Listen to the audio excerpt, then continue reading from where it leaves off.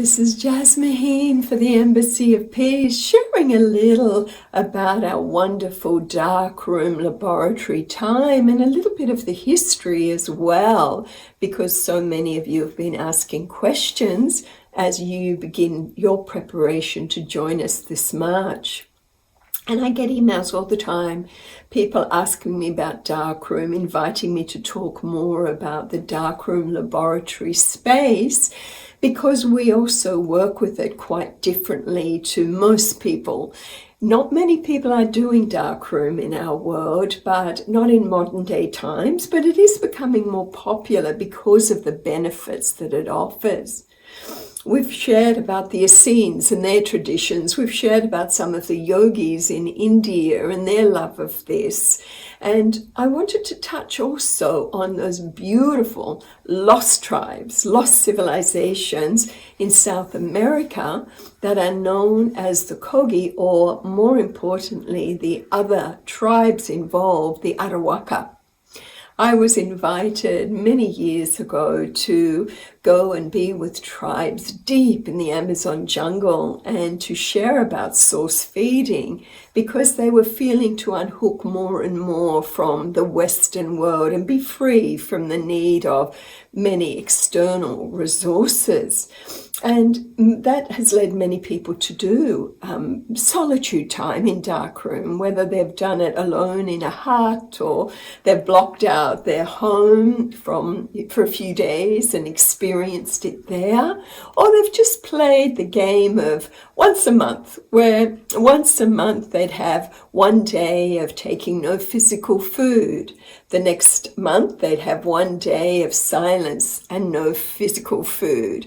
The next month they'd do a day of a mindfold, a blindfold, on the same time of silence and no physical food. And they would just play, experimenting to feel what life is like when they just shut down their dependence on the external world in these ways. And the Arawaka in Colombia that I met have long held an incredible tradition. Their wise ones, their elders, would know when a special child had been born, and there are many special children being born in the world today. These were the ones that they felt were old souls, had been with them before, had had training in previous linear time flows as shaman and wise ones and healers and more. They had the ability to see their linear time history as a soul goes in, then goes out and has a rest and comes back in. So they could identify when a new child came in but was an old soul, and a soul with a higher purpose, gifts for that tribe. And it was very common for them to take the child and the mum. Of course, family visits were fine and the mum was fine. And the child would stay in darkroom, in darkness, for the first 7 to 9 years of their life. Sometimes less, sometimes more, depending. So they would have many of their external senses blocked off. They were given a very, very particular light diet. They were put in a very, very particular field of love and wisdom and affection and wonderful, wise stories to really take that new soul that was really an old soul and bring it into quick remembrance again through the techniques that they would use. They don't do so much of this anymore, but they used to do it quite a lot. So here we have the Essene tradition, Himalayan and general yogis going through different initiations, and you can see that at the Kumbh Mela festival and more, and Google as well. And now we have tribal cultures.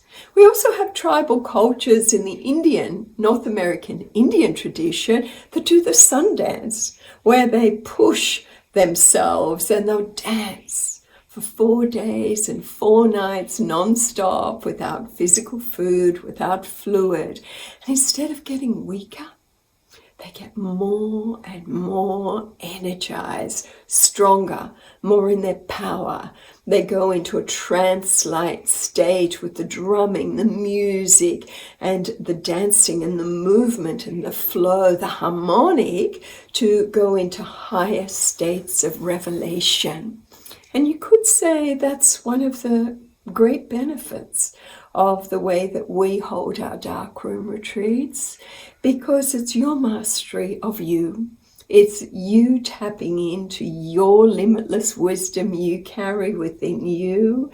It's your self-talk. It's your exploration of the magnificence of your human design and the gifts that come when we combine all the tools and methodology that we use individually and also as a group. So I love darkroom time. It's the initiation I find the most powerful to educate people into the ability we have to expand our awareness and increase the purity and the pulsation, the power of that essence energy that is always flowing through our cellular, molecular, atomic structure. Because remember, 99.99999% of what we are in each atom is space.